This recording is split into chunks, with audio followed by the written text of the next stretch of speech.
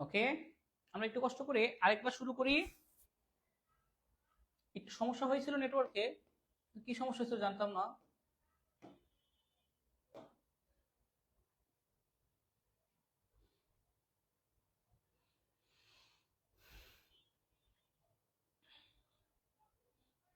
সবাই একটু তাড়াতাড়ি চলে আসেন।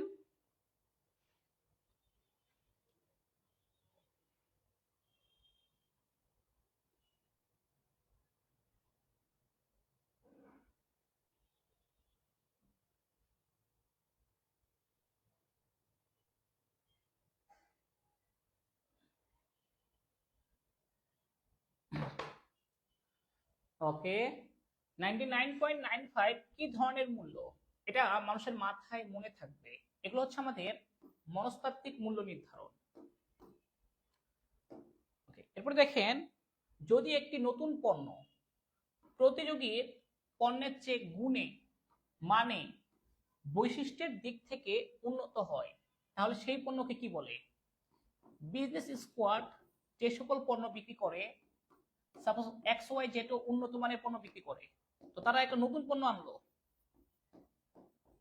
যেই পণ্যটার কোয়ালিটি এদের চেয়ে ভালো, সব দিক থেকে ভালো, তাহলে তাকে বলা হবে অদ্বিতীয় উচ্চতর পণ্য। অদ্বিতীয়, ঠিক আছে, ইউনিক সুপারিয়র প্রোডাক্ট। এটাকে কি বলা হবে?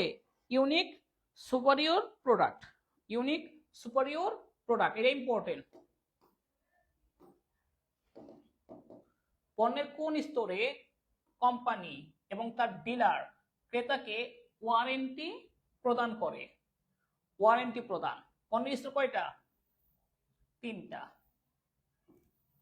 মৌলিক ক্রেতা ভ্যালু, প্রকৃত পণ্য, বর্ধিত পণ্য, এই 3টা স্তর।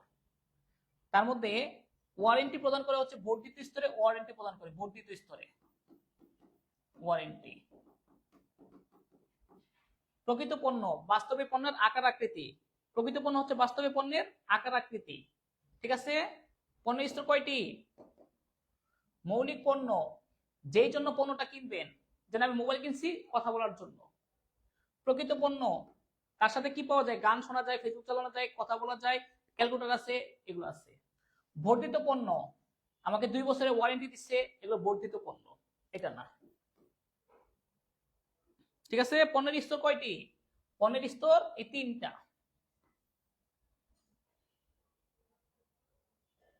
আশা করি এটা বুঝতে পেরেছেন। এরপর আসেন, নিচের কোনটি বিশিষ্ট পণ্য যার একটা আলাদা ব্র্যান্ড আনুগত্য রয়েছে? আবারও বলছি, একটা ব্র্যান্ড আনুগত্য রয়েছে, তাকে বলা হয় বিশিষ্ট পণ্য। যেমন বিখ্যাত একটা চিত্র, যেমন মোনালিসার চিত্রটা, এটা বিখ্যাত একটা চিত্র। এগুলো হচ্ছে আমাদের নরমাল শপিং পণ্য, বিশিষ্ট পণ্য, আবশ্যক পণ্য, এরকম। নিচের কোনটি অযাচিত পণ্যের বৈশিষ্ট্য? যেমন ডিকশনারি।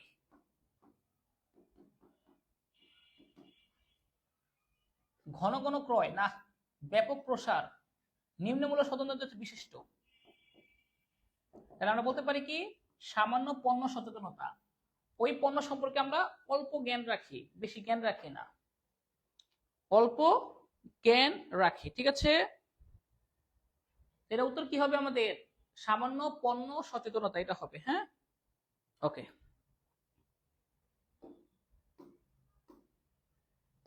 গাছ লাগান, পরিবেশ বাঁচান, পরিবেশকে গুরুত্ব দেওয়া হয়েছে, সেটা হচ্ছে ধারণাগত পণ্য। যে সকল পণ্য পরিবেশকে গুরুত্ব দেয়, এটা কেন কি বলবো? ধারণাগত পণ্য।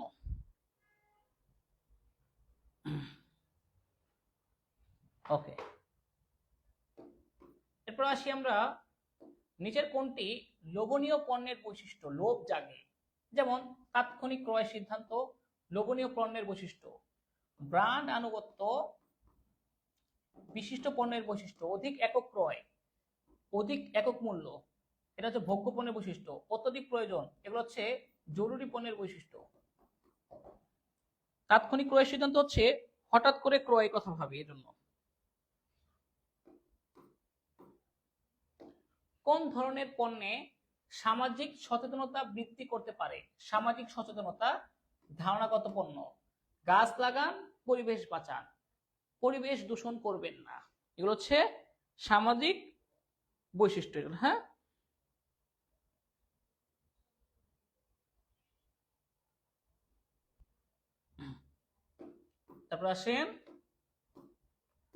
এরপর আসেন কোন ধরনের পণ্যের জন্য ই রিটেইলিং উপযুক্ত। ই রিটেইলিং অর্থাৎ উৎপাদনকারী তার থেকে সরাসরি ভোক্তার কাছে পণ্য বিক্রি করবেন, কোনরূপ মধ্যস্থ ব্যবসায়ীর সাহায্য নেবেন না, সেটা হচ্ছে ই রিটেইলিং। এটা ভোগ্যপণ্যের জন্য উপযুক্ত, ভোগ্যপণ্যের জন্য এটা খুব উপযুক্ত ই রিটেইলিংটা। ঠিক আছে, ভোগ্যপণ্যের জন্য উপযুক্ত কোনটা? ই রিটেইলিং।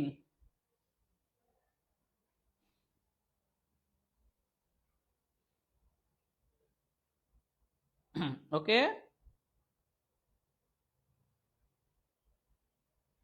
এরপর আসেন এই যে 86টি বন্টন প্রণালীর সাথে জড়িত এক বা একাধিক পক্ষকে কি বলে? বন্টন প্রণালীর সাথে জড়িত এক বা একাধিক পক্ষ, উৎপাদন, পাইকার, খুচরা, ডিলার টিলার থাকে যে, এগুলো সব হচ্ছে মধ্যস্থ ব্যবসায়ী। এরা সবাই মধ্যস্থ ব্যবসায়ী, বন্টন প্রণালীর সাথে জড়িত। চূড়ান্ত ভোক্তার কাছে পণ্য পৌঁছায় কে? ভোক্তা। তার কাছে পণ্য পৌঁছাবে কে? খুচরা ব্যবসায়ী, খুচরা ব্যবসায়ীরা। তাহলে আমরা বলতে পারি কোম্পানি পৌঁছাবে, সরবরাহকারী পৌঁছাবে, প্রতিযোগী পৌঁছাবে না, খুচরা ব্যবসায়ীরা। তাহলে খুচরা ব্যবসায়ী হচ্ছে মধ্যস্থ ব্যবসায়ী। তাহলে আমরা বলতে পারি কি? মধ্যস্থ ব্যবসায়ী। ওকে,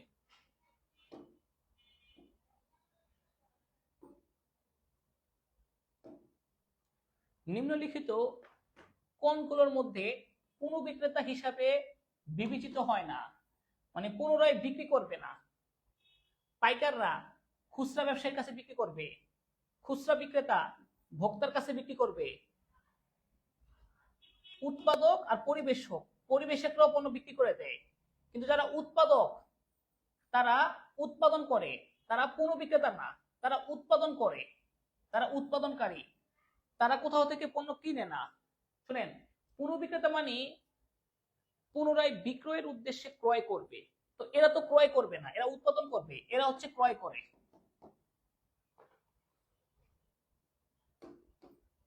এরপর আসেন কোনটি কার্যভিত্তিক মধ্যস্থ ব্যবসা? এর অনেকে পারেন না। ডাকঘর, ব্যাংক, বীমা, পরিবহন। এরা কি করে জানেন? এরা পারিশ্রমিকের বিনিময়ে কাজ করে দেয়, কাজ করে। এরা পণ্যের মালিকানা সত্ত্ব গ্রহণ করে না, কোনো ঝুঁকিও গ্রহণ করে না। তাহলে উত্তর কি হবে? ডাকঘর। কে মধ্যস্থ কারবারি নন? ভোক্তা মধ্যস্থ কারবারি না। পাইকার মধ্য, দেখেন এখানে পাইকার মধ্যস্থ কারবারি, আড়ংদার মধ্যস্থ কারবারি, ফরিয়া মধ্যস্থ কারবারি। ফরিয়াদের দায়িত্ব দেওয়া হয়, তুমি এখানে ঘুরে ঘুরে খোঁজ খবর নিয়ে আমাকে জানাবা সবকিছু। সাধারণত বন্টন প্রণালীর প্রথমে অবস্থান করে কে? এটা মুখস্থ করেন। উৎপাদনকারী, পাইকার, খুচরা, ভোক্তা। এখানে প্রথমে, শুরু, শেষ। ঠিক আছে, এই দুটো মুখস্থ রাখেন, শুরু এবং শেষ। এটা শুরু এবং শেষ।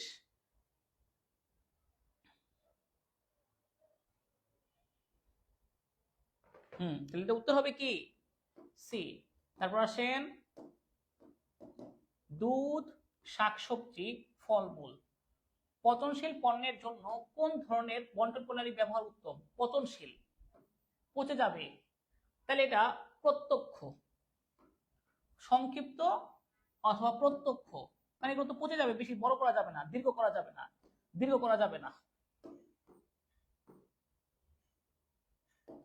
কোনটি বন্টন প্রণালীর সঠিক পর্যায়ক্রম? এখানে প্রথমে উৎপাদক, আগে ভোক্তা না, পরে মাঝখানে ভোক্তা না, ভোক্তা শেষে, এখানেও না। এই যে উৎপাদক থেকে পাইকার, পাইকার থেকে খুচরা, খুচরা থেকে ভোক্তা, এভাবে ধাপে ধাপে যাবে, এটা ধাপে ধাপে যাবে।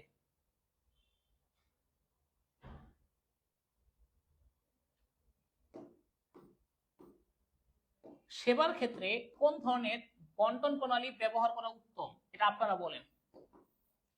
যখন আপনি সেবা দিবেন, কোন ধরনের বন্টন প্রণালীটা উত্তম?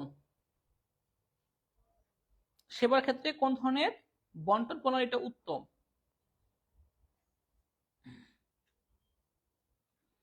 যখন আপনি সেবা দিবেন কাউকে, এক্ষেত্রে ওই সেবাদানকারী ব্যক্তি এবং ওই যে সেবা গ্রহণ করবে তারা একসাথে হইতে হবে, সরাসরি বিক্রি করতে হবে, এক স্তর দেওয়া যাবে না, এগুলো দেওয়া যাবে না, সরাসরি বিক্রয় করবে। যারা অপ্রয়োজনীয় কমেন্ট করে তারা তো এমনিতেই হতাশার মধ্যে থাকে, তেমন কোথাও চান্স পায় না সাধারণত তারা, তো তাদের আসলে কিছু বলার দরকার নেই, আর কয়েকটা পরীক্ষা করে তারা এমনিতে আবার সেকেন্ড টাইম দিবে। ওকে, নিচের কোনটি প্রণালী দ্বন্দ্বের কারণ? ওই যে এক স্তরের সাথে আরেক স্তরের মধ্যে দ্বন্দ্ব হয় কেন? তাদের মতের ভিন্ন, প্রত্যক্ষের ভিন্ন, লক্ষ্যের ভিন্ন, এই ভিন্নতার কারণে। যখন এক এলাকার এক এরিয়ার লোকেরা আরেক এলাকাতে প্রবেশ করে ঝামেলা হয় এরকম। ওকে, অনেকক্ষণ পড়লেন, এবার একটু দৃশ্যটা দেখেন তো, চিনেন কিনা? এটা টাঙ্গুয়ার হাওর মনে হইতেছে, তাই না? যে টাঙ্গুয়ার হাওরে এরকম থাকে। এবার বলেন এই 20টার মধ্যে কার 2টার কম ভুল হয়েছে, 4টার কম ভুল হয়েছে?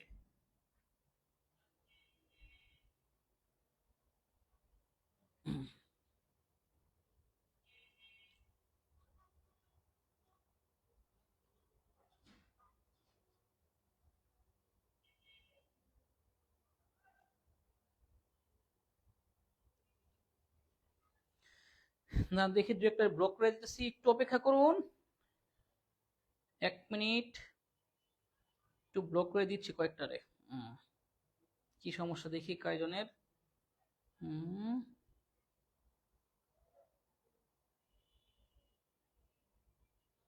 আর আমাদের প্রশ্ন ফাঁস। ওকে, ডিলেট এন্ড ব্লক। আচ্ছা, আর কোনো কিছু আছে? আর কোনো আর্কেট আছে দেখি।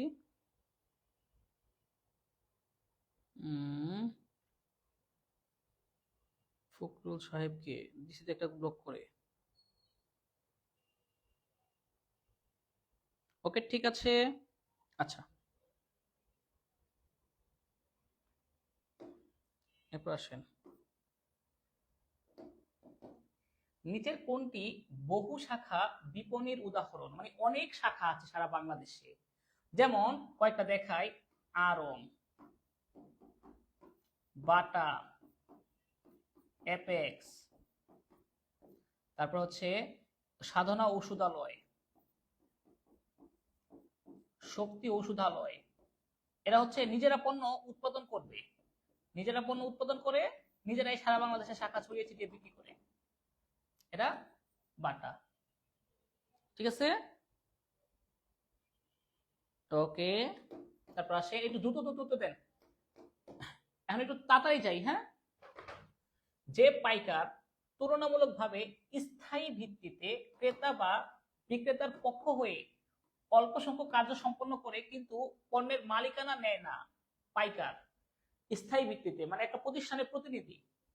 দালালরা এরা স্থায়ী না, এরা অস্থায়ী ভিত্তি, এরা হচ্ছে অস্থায়ী ভিত্তিতে কাজ করে।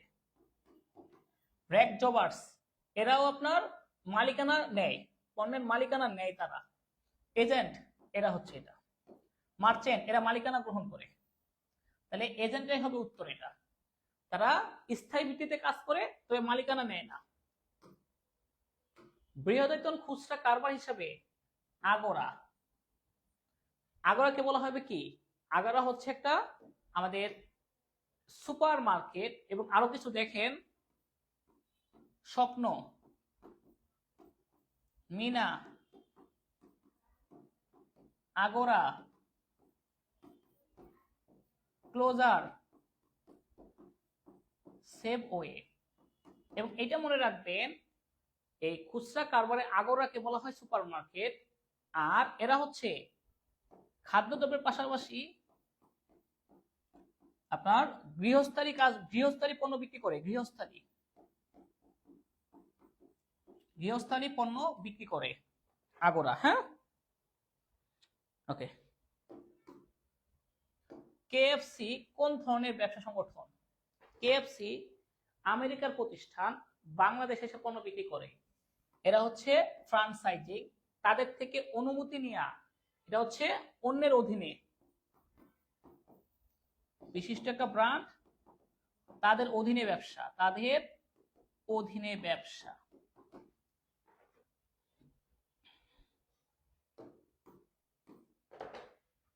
একজন খুচরা ব্যবসায়ী কোন ধরনের কাজটি করে না? খুচরা ব্যবসায়ী পণ্য ক্রয় করে, উৎপাদন করে না, মূল্য নির্ধারণ করে, গুদামজাতকরণ করে। তাহলে এটা উৎপাদন করে না। উৎপাদন তো আর খুচরা ব্যবসায়ী করতে পারবে না, তার পক্ষে এটা সম্ভব না। মার্কেটিং মায়োপিয়া কি? মোহাম্মদ রায়হান, এটা হচ্ছে কি ভুল দিকে মনোনিবেশ করা।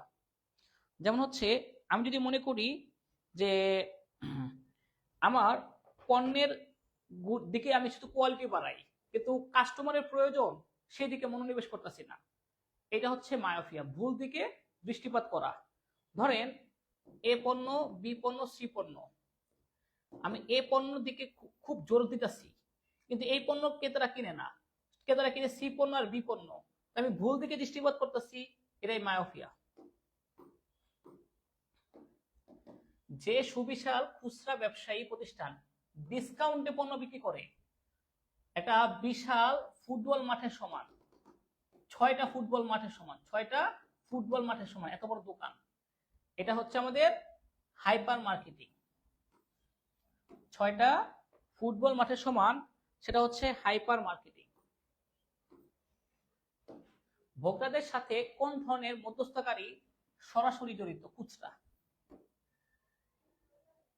খুচরা ব্যবসায়ীরা ভোক্তাদের সাথে সরাসরি জড়িত।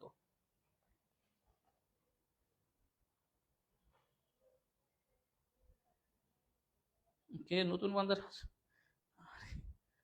এরাও হয়তো বা কোনো কারণে দালাল কোথাও, এরাও তো ব্রোকার হতে পারে।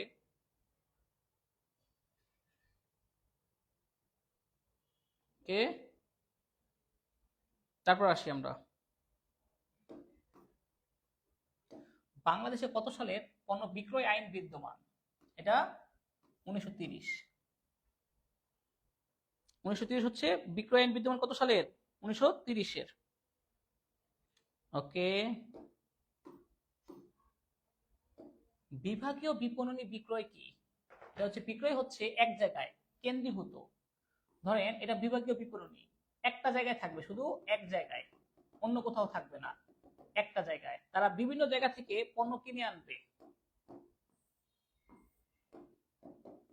বিভিন্ন জায়গা থেকে পণ্য কিনে আনে। হ্যাঁ, আচ্ছা, আনার পরে এক জায়গায় বিক্রি করবে, অর্থাৎ বিভাগীয় বিপণনী একটি শাখা, কেন্দ্রীভূত মানে এক জায়গায়।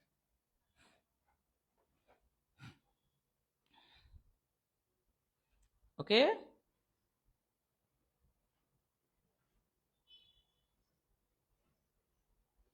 আচ্ছা।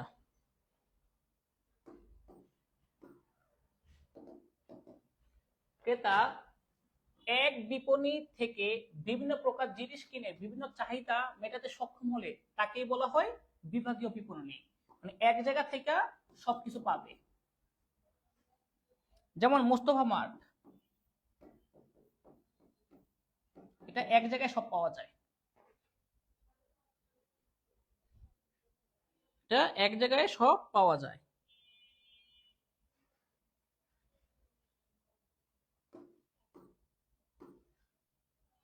বিজ্ঞাপনের মাধ্যমে নির্বাচনে নিচে কোনটি বিবেচনায় নিতে হয়? বিজ্ঞাপনের মাধ্যম। আপনি কোন মাধ্যমে বিজ্ঞাপন দিবেন?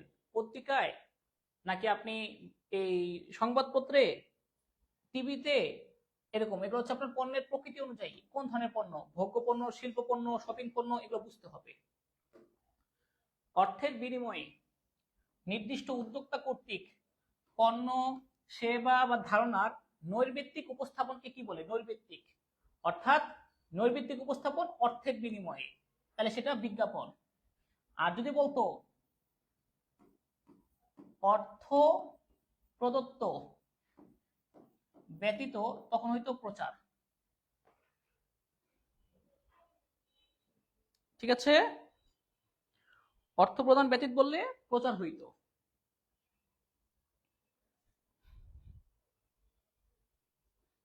এরপর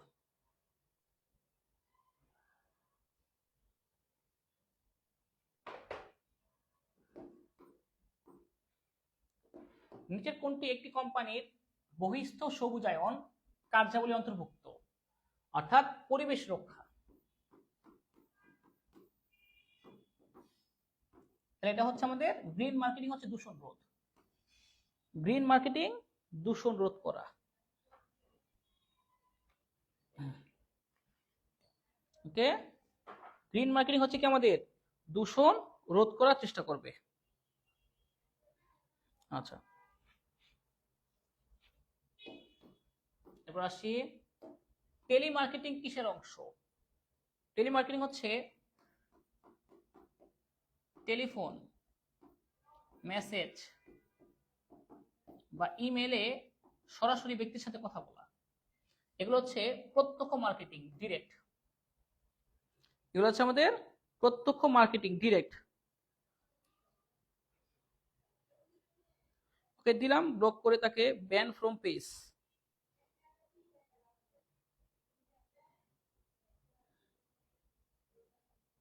ওকে দিয়ে দিছি,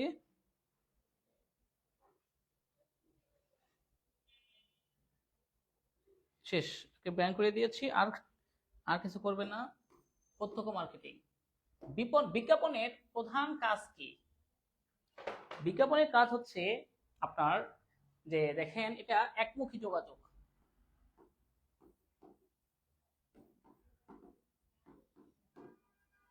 বিজ্ঞাপন হচ্ছে আপনার অর্থ প্রদত্ত মাধ্যম। বিজ্ঞাপন হচ্ছে নৈর্ব্যক্তিক উপস্থাপন।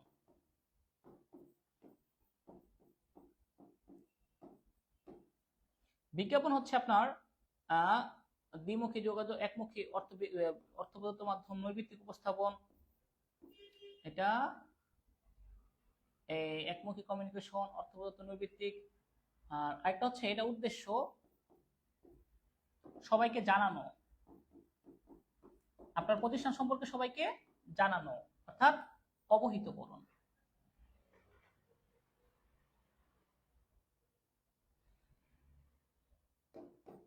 এবার আসেন অনলাইন বিপণনের সমস্যা কোনটি? অনলাইন, আপনি অনলাইনে বিপণন করলে সমস্যা হচ্ছে গোপনীয়তা প্রকাশ করতে হয়, এটা একটা সমস্যা। অফলাইনে সেটা করতে হয় না, কিন্তু ক্রেতার সংখ্যা অনেক, বর্তমানে অনলাইনে ক্রেতার সংখ্যা অনেক।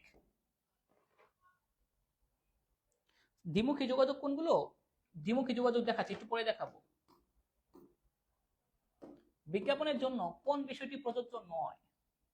বিজ্ঞাপন নৈর্ব্যক্তিক উপস্থাপন, অর্থ ব্যয়িত মাধ্যম, চিহ্নিত উদ্যোক্তা থাকে। আর মুখোমুখি যোগাযোগ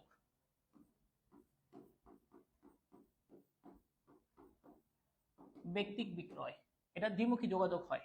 এই ব্যক্তিক বিক্রয়ে দ্বিমুখী যোগাযোগ হয়, কারণ মুখোমুখি বিক্রয় হয়।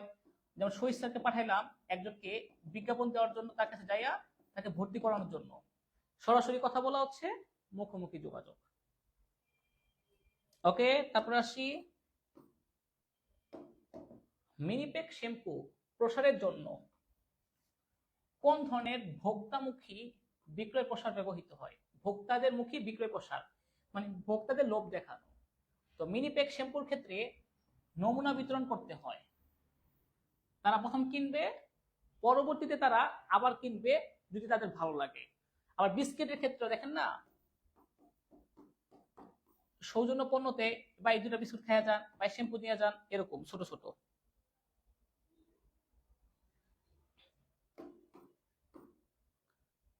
অবিশ্বাস্য পুরস্কার জিতে নাও, একটা এগুলো এটা মুখস্থ করেন।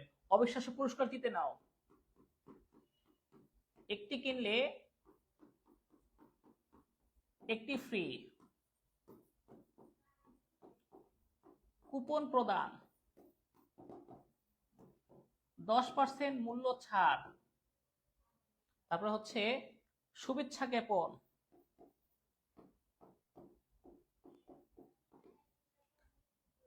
তারপর হচ্ছে নমুনা বিতরণ, গাড়ি পাবা, বাড়ি পাবা, এরকম লোক দেখানো, এগুলো সব হচ্ছে বিক্রয় প্রসার। এগুলো বিক্রয় প্রসার মানে কি? স্বল্পকালীন বিক্রয় বৃদ্ধির প্রচেষ্টা।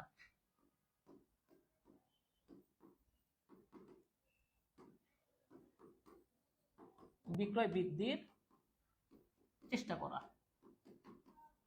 এক্ষেত্রে মনে রাখবেন এটা অনিয়মিত,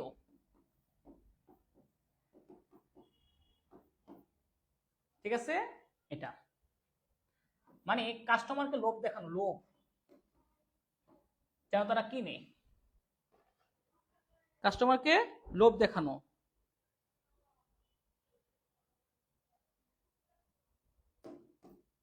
এরপর আসেন, ওকে, এই পৃষ্ঠার মধ্যে 2টার কম ভুল, 4টার কম ভুল, জানাবেন কার কয়টা হয়েছে।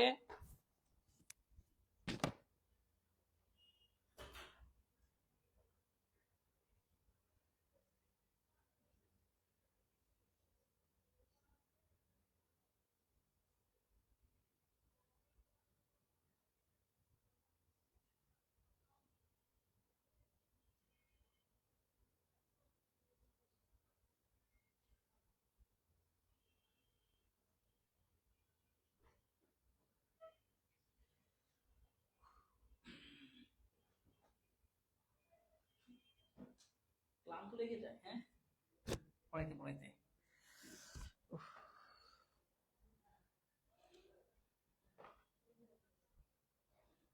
ওকে, 12টার মধ্যেই পড়াইতে পারবো, এরপরে পড়াইতে পারবো না, 12টার মধ্যেই পড়াবো। এবার একটু দ্রুত পারি।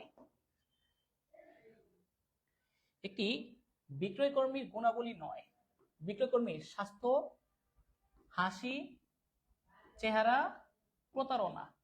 আর স্বইচ্ছা যদি কোনো কারণে আপনাদের সাথে প্রতারণা করে, এটা কি তার কোনো গুণাবলীর মধ্যে পড়বে? পড়বে না। তার স্বাস্থ্য হবে সুস্বাস্থ্য, চেহারা সুন্দর হবে, হাসি দিবে, এগুলো হইতে পারে।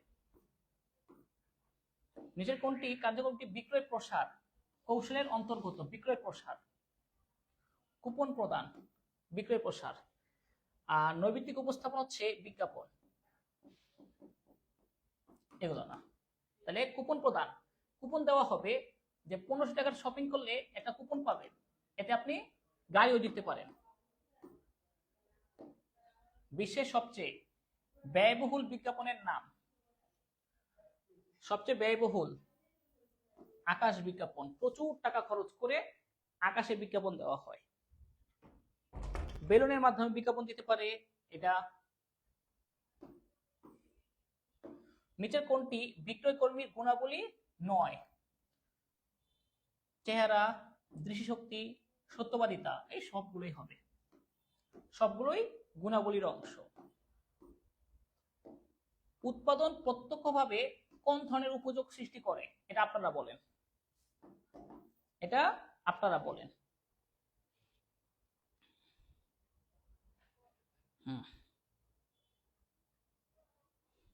আর 20 মিনিটের মধ্যে শেষ করে দিব ক্লাস, টেনশনে কিছু নাই।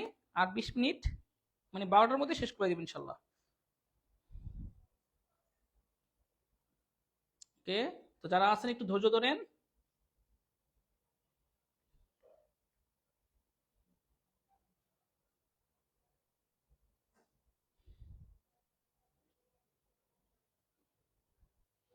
হ্যাঁ, সত্যগত বলছে কে? সত্যগত ক্রয় বিক্রয়, এটা রূপগত। হিমাগারে মাছ সংরক্ষণ, হিমাগার সংরক্ষণ করলে কি বলি, সময়গত উপযোগ সৃষ্টি হয়। স্থানগত পরিবহন, সময়গত। সেবা, সেবা হচ্ছে যেমন টেলিফোন, সেবাগত উপযোগ সৃষ্টি করে। সেবাগত উপযোগ টেলিফোন। মানুষের অভাব মেটানোর ক্ষমতাকে কি বলা হয়? অভাব মেটানোর ক্ষমতা, উপযোগ। ঠিক আছে। আর উৎপাদন হচ্ছে অভাব উপযোগ সৃষ্টি করে। অভাব মেটানোর ক্ষমতাকে বলা হয় উপযোগ। ভোগ, নিঃশেষ করে, উপযোগটাকে নিঃশেষ করে। উৎপাদন, উপযোগ সৃষ্টি করে।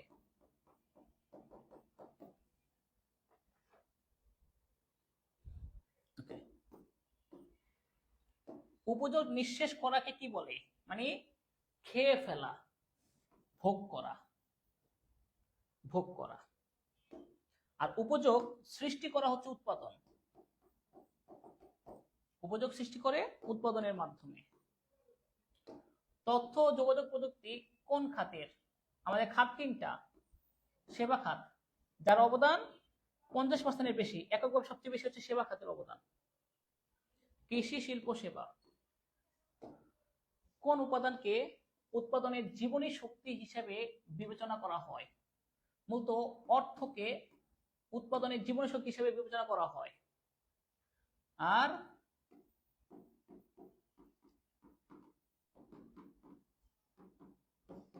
উৎপাদনের ভিত্তি ভূমি।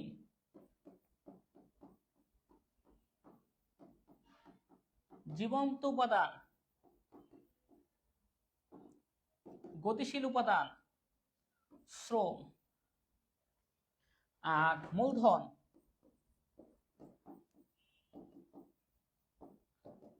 ভূমি, শ্রম, সংগঠন। এটা হচ্ছে আমাদের ভূমি, শ্রম, মূলধন। এটা হচ্ছে আমাদের সংগঠন, সবগুলোকে একসাথে করে। কে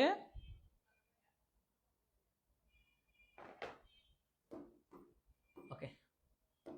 যে মজুরি ওভারটাইম কাজ করার জন্য শ্রমিকদেরকে প্রদান করা হয়, মজুরি 1 ঘন্টা করলে 10-20 টাকা, 2 ঘন্টা করলে 40, 10 ঘন্টা করলে 200। এগুলো হচ্ছে আমাদের পরিবর্তনশীল ব্যয়। আর স্থির ব্যয় হচ্ছে ফিক্সড। এটা হচ্ছে আমাদের পরিবর্তনশীল ব্যয়।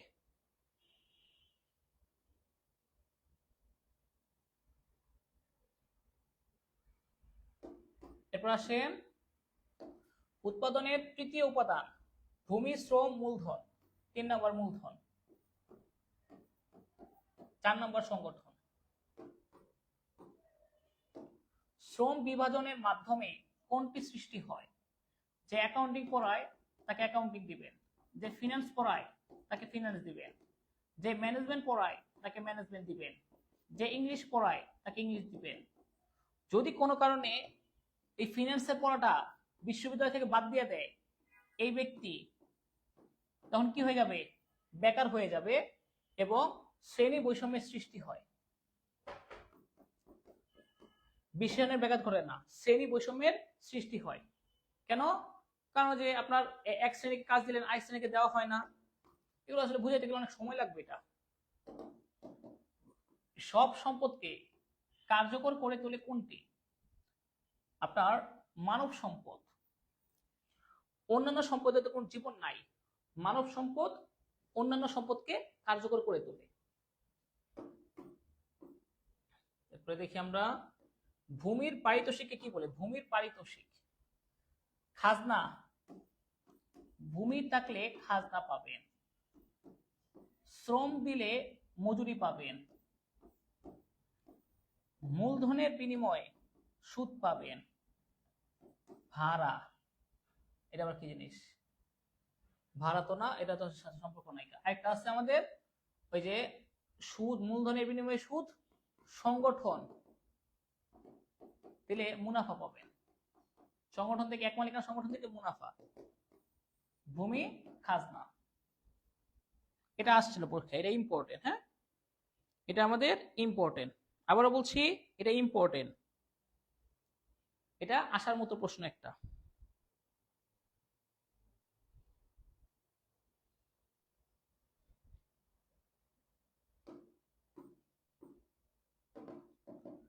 উৎপাদনের গতিশীল উপাদান, গতিশীল এক জায়গা থেকে অন্য জায়গায় চলে যাবে, সেটা হচ্ছে শ্রম। সবচেয়ে গতিশীল হচ্ছে শ্রম। প্রাকৃতিক উপাদান হচ্ছে ভূমি। শ্রমিকের যোগ্যতা ও দক্ষতা অনুযায়ী কাজকে ভাগ করা, ওই যে ফিনান্স টিচার ফিনান্স পড়াবে, ইংলিশ টিচার ইংলিশ পড়াবে, এটা হচ্ছে শ্রম বিভাগ। এর ফলে শ্রেণী বৈষম্যের সৃষ্টি হয়। উৎপাদনের কোন উপাদানের যোগান কার নাই, যোগান করতে পারে না, মানুষের পক্ষে যোগান দেওয়া সম্ভব না? ভূমি। ভূমি যোগান দেওয়া সম্ভব না, কারণ বাকিগুলো যোগান দিলেও ভূমি পারবে না, এটা প্রাকৃতিক উপাদান। ওকে, প্রায় শেষ পর্যায়ে চলে আসছি, আর অল্প কিছু এমসিকিউ বাকি আছে। ঠিক আছে, কাদের কাদের ধৈর্য আছে? হ্যাঁ নাকি না? ধৈর্য থাকলে বলেন হ্যাঁ, না থাকলে বলেন না।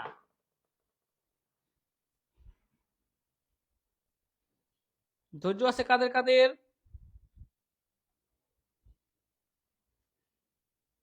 ওকে, আর 10 মিনিট সময় দেওয়া যাবে না? আর 11 মিনিট সময় দেন। ওকে,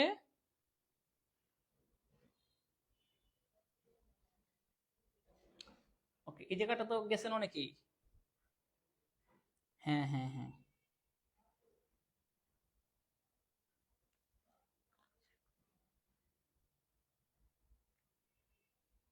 ওকে,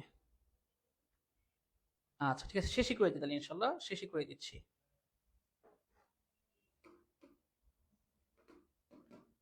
তাঁতি কাপড় বুনন, তাঁতি কাপড় বুনন, কৃষকের কাজ করা, রিক্সা চালানো, একজন ব্যক্তি একটা কাজ যখন শেষ করেন সেটা পেশাগত শ্রেণী বিভাগ। আঞ্চলিকটা কি? বাংলাদেশের পাট ভালো জন্মে, নরওয়েতে মৎস্য জন্ম করে, মিশরে তুলা চাষ ভালো হয়, এগুলো হচ্ছে আঞ্চলিক। কোন শিল্পে কর অবকাশ জরুরি?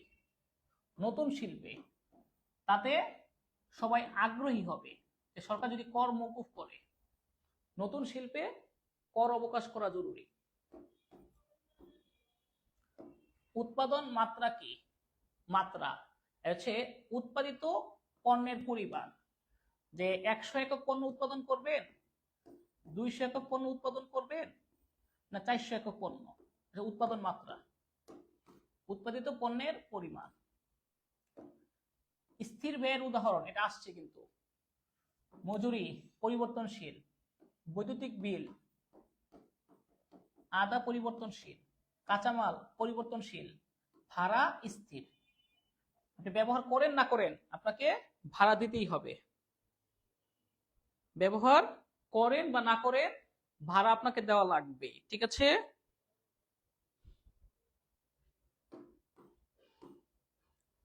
কোনটি পরিবর্তনশীল ব্যয়? কাঁচামাল পরিবর্তনশীল ব্যয়, এগুলো স্থায়ী স্থায়ী স্থায়ী, এগুলো হচ্ছে ফিক্সড, এগুলো স্থায়ী।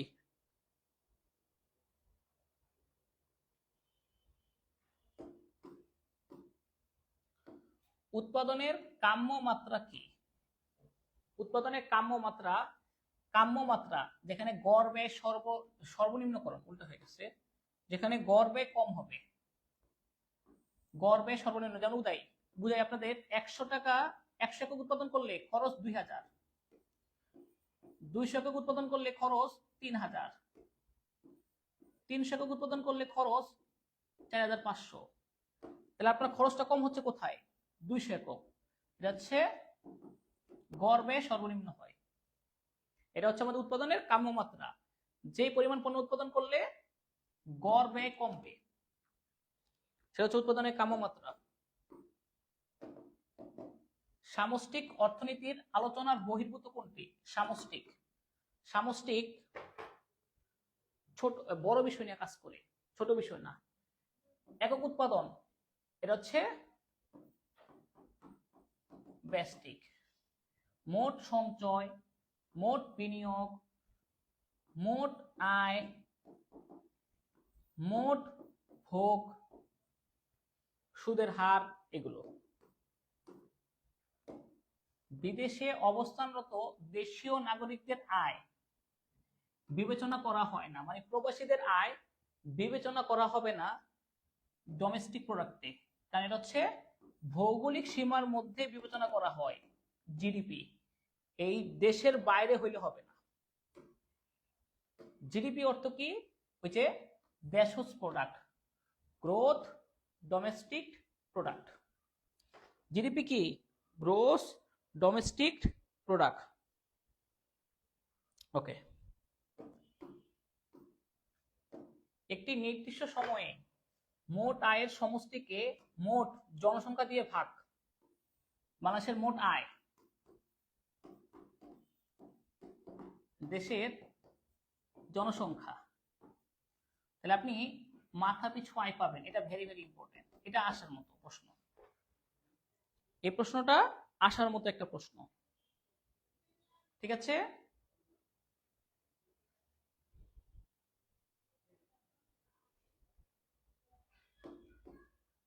এরপর আসেন JIT, জাস্ট ইন টাইম, একদম মজুত পণ্য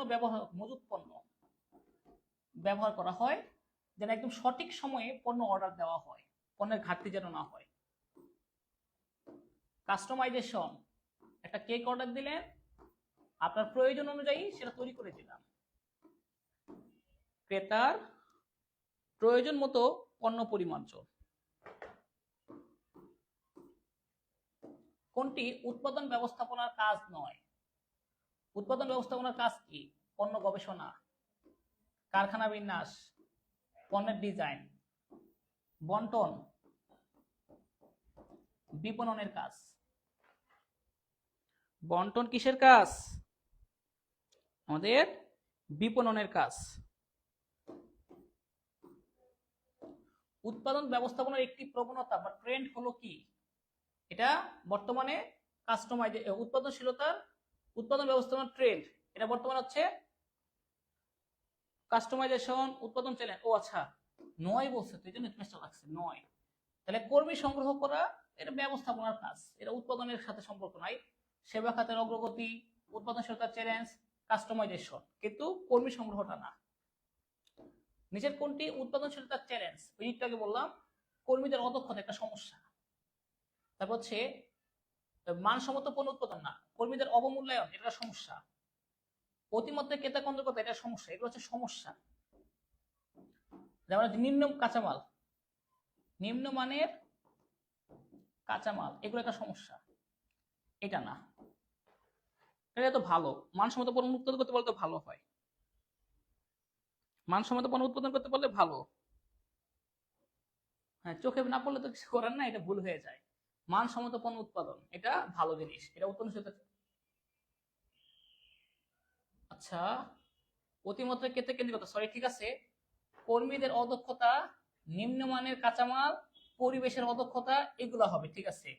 উৎপাদনশীল চ্যালেঞ্জ, তাহলে মানসম্মত পণ্য উৎপাদন উৎপাদনশীলতা চ্যালেঞ্জ নয়, এগুলো আসবে না, ঠিক আছে। এটা একটু কারেকশন করে নেন, এটা একটু ভুল হয়ে গেছে।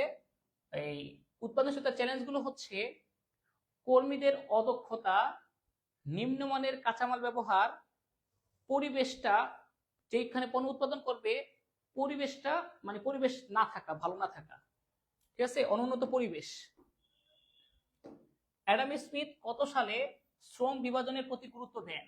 1176 সালে, দ্য ওয়েলথ অফ নেশনের মাধ্যমে।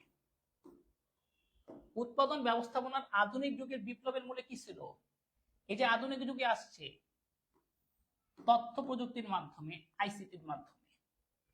এই উৎপাদন ব্যবস্থাপনার আধুনিক যুগে আসছে আইসিটির মাধ্যমে। এর উদ্দেশ্য কি জানেন?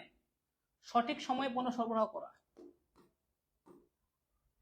সিপিএম, ক্রিটিক্যাল পথ মেথড। সিপিএম এর পূর্ণরূপ ক্রিটিক্যাল পথ মেথড। নিচের কোন উপাদানটি পণ্য ডিজাইনে পরোক্ষ প্রভাব বিস্তার করে না?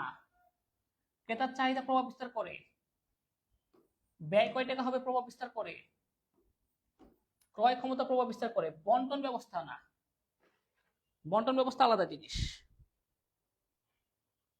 আমাদের বন্টন ব্যবস্থাটা আলাদা জিনিস, এটা এখানের সাথে সম্পর্ক নাই, এটা উৎপাদনের সাথে সম্পর্ক নাই, এটা হচ্ছে বিপণনের সাথে সম্পর্কিত।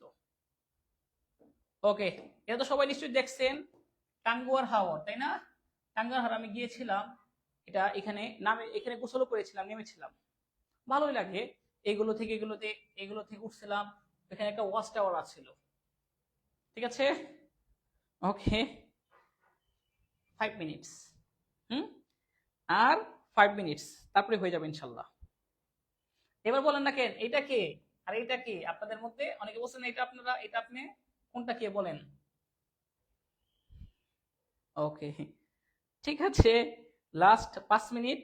আসলে এমসিকিউ ছিল 200টা, তো আপনাদের বলি না এই কারণে, তাহলে আপনারা বলবেন ওরে বাবারে এত বড় ক্লাস করব, এই জন্য বলি নাই। হ্যাঁ, লাস্ট 20টা। পণ্য ডিজাইনের ক্ষেত্রে কোনটির উপর বেশি গুরুত্ব দেওয়া উচিত? ক্রেতার সংখ্যা না তাদের চাহিদা? চাহিদার উপর, তাদের চাহিদা আছে কিনা, বা বলা যায় চলতি ফ্যাশনটা সবচেয়ে বেশি গুরুত্ব দিবেন। চলতি ফ্যাশন, এটা সবার আগে প্রায়োরিটি পাবে কি আমাদের চলতি ফ্যাশনটা। হ্যাঁ,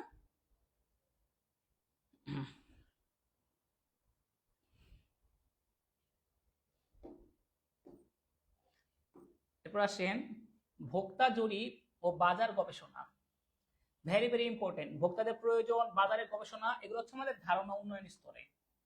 উদ্যোগ গ্রহণ হচ্ছে পণ্য ডিজাইন করব কিনা। সামর্থ্য বিশ্লেষণ তৃতীয় স্তর। চূড়ান্ত পঞ্চম, এটা হচ্ছে দ্বিতীয়। কোন ডিজাইনে ব্যয় ও অপচয় হ্রাসের প্রতি গুরুত্ব দেওয়া হয়? Very very important. এটা উৎপাদন ডিজাইনে। ব্যবহারিক ডিজাইনে অভ্যন্তরীণ গুণ, এটাতে গুরুত্ব দেওয়া হয়। নান্দনিক ডিজাইনে ক্রেতার রুচি। প্যাকিং ডিজাইনে মোড়কীকরণ, বাহ্যিক আবরণ। কোনটি পণ্যের বাহ্যিক আবরণ পরিবর্তনের সাথে জড়িত? আবরণ হচ্ছে প্যাকেজিং। বাহ্যিক আবরণ কিসের সাথে সম্পর্কিত? প্যাকেজিং এর সাথে সম্পর্কিত। বাহ্যিক আবরণ, বাহিরের আবরণ হচ্ছে প্যাকেজিং।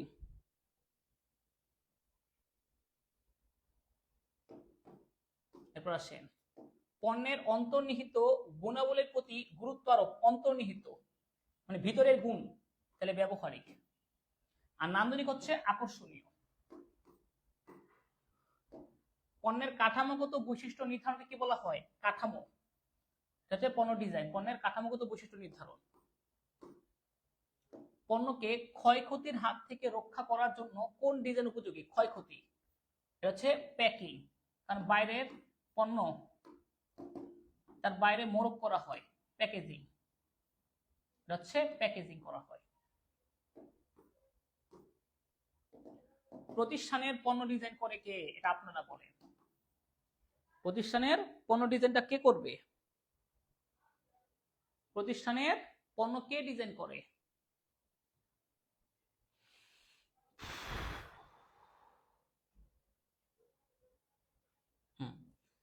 এটা হবে কারিগরি বা প্রকৌশলী বিভাগ, নট উৎপাদন বিভাগ। এটা দিলেই ভুল করবেন।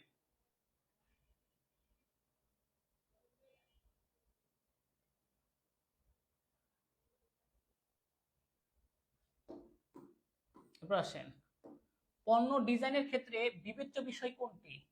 পণ্য ডিজাইনের ক্ষেত্রে আপনার অবশ্যই সনাতন পদ্ধতি দিবেন না, অনুন্নত না, ক্ষণস্থায়ী না, এটা ঐতিহ্য। আপনার ইতিহাস ঐতিহ্যকে আপনি গুরুত্ব দিবেন।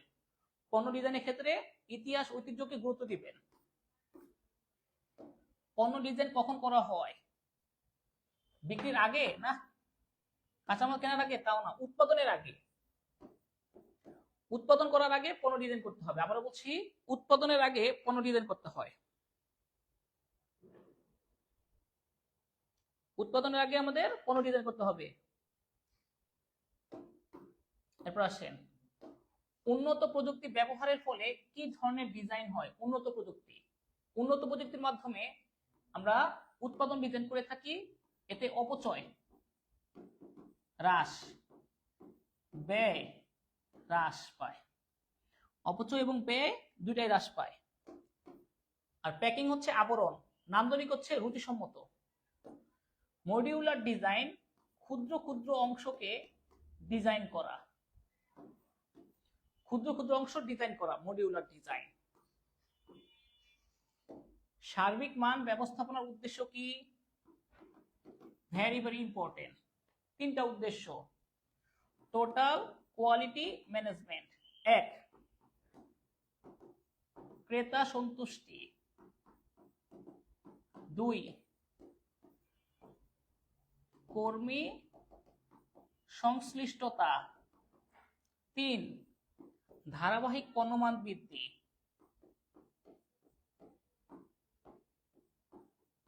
ধারাবাহিক পণ্যমান বৃদ্ধি, এর উত্তর হবে এটা আছে, বাকিগুলো নাই। ক্রেতা সন্তুষ্টি, কর্মী সংশ্লিষ্টতা এবং ধারাবাহিক পণ্যমান বৃদ্ধি।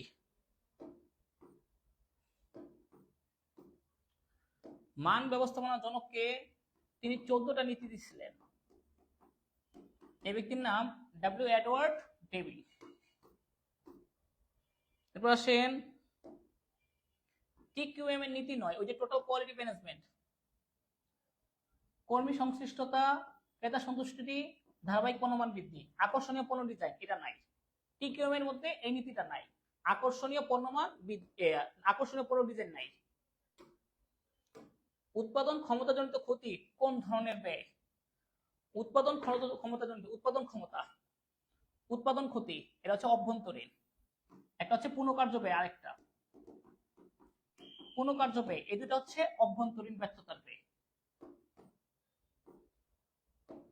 আইএস এর সদর দপ্তর কোথায়? সুইজারল্যান্ডের জেনেভায়। ইন্টারন্যাশনাল অর্গানাইজেশন ফর স্ট্যান্ডার্ডাইজেশন 1947 সালে প্রতিষ্ঠিত। 7M, 6M কে জানি, man machine method, money market materials, 6টা। তার মধ্যে ম্যানেজমেন্ট একটা আছে, 6M, man machine method, money market materials, model নাই। 7M হচ্ছে 7 নম্বরটা হচ্ছে এটা।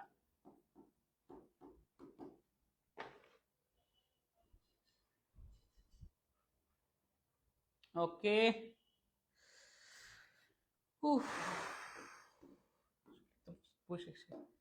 বিএসটিআই গণপ্রজাতন্ত্রী বাংলাদেশ সরকারের কোন মন্ত্রণালয়ের অধীনে? বিএসটিআই শিল্প, টিসিবি বাণিজ্য। আর বিএসটিআই গঠিত হয়েছে 1985 সালে। কত সালে টিসিবি প্রতিষ্ঠা লাভ করে? 1972 সালে। বাণিজ্য মন্ত্রণালয়ের অধীনে। ট্রেডিং কর্পোরেশন অফ বাংলাদেশ, পুনরূপে দেখতে পারেন। এটা রপ্তানি নিয়ে কাজ করে। উৎপাদন ক্ষমতা কিসের সাথে সম্পৃক্ত? উৎপাদন ক্ষমতা এটা কত সময়ের মধ্যে উৎপাদন করতে পারতেছে, নির্দিষ্ট সময়, কত সময়ের মধ্যে উৎপাদন করতে পারছে। মেশিনের গায়ে লেখা থাকে কোন উৎপাদন ক্ষমতা, যে এতদিন টিকবে, যে 5000 ঘন্টা টিকবে, এটা হচ্ছে প্রকৌশলগত উৎপাদন ক্ষমতা। কিসের উৎপাদন ক্ষমতাকে, কিভাবে উৎপাদন ক্ষমতাকে প্রকাশ করা হয়? এককে। কত একক? 5000 একক উৎপাদন করতে পারবে, এরকম উৎপাদন ক্ষমতা এককে প্রকাশ করা হয়। কত একক উৎপাদন করতে পারবে? গ্রামে ব্যবসা স্থাপনের প্রধান কারণ কি? সেখানের জমির দাম কম। জমির দাম কম গ্রাম অঞ্চলে। গ্রামাঞ্চলে শিল্প স্থাপনের সুবিধা কোনটি? অধিক মূল্যে ভূমি প্রাপ্তি, কর অবকাশের সুবিধা। কর, কর অনেক কম, কর দেওয়া লাগে না। বিন্যাসের উদ্দেশ্য কি? স্থানের সঠিক ব্যবহার। স্থান, স্থানের সঠিক ব্যবহার। কোন বিন্যাস ইউ আকৃতির? ইউ আকৃতির পণ্য বিন্যাস। আর স্থির বিন্যাসে পণ্য স্থির থাকে, স্থির বিন্যাসে স্থির থাকে। কোন লেআউটের মাধ্যমে পণ্যকে কাজের ক্রমানুসারে সাজানো যায়? এটা হচ্ছে আমাদের প্রোডাক্ট লেআউটে। প্রোডাক্ট লেআউটে কাজের ক্রমানুসারে সাজানো যায়। অফিস লেআউট কি? অফিসের বিভাগগুলো সাজানো, অফিসের বিভাগগুলো সাজানো।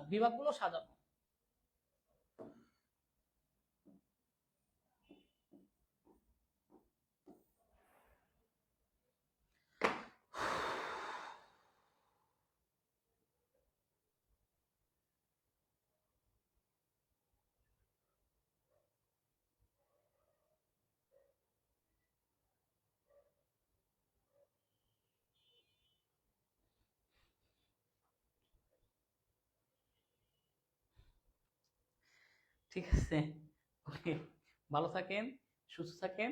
আজকের ক্লাস এইটুকুই। আল্লাহ হাফেজ, আসসালামু আলাইকুম।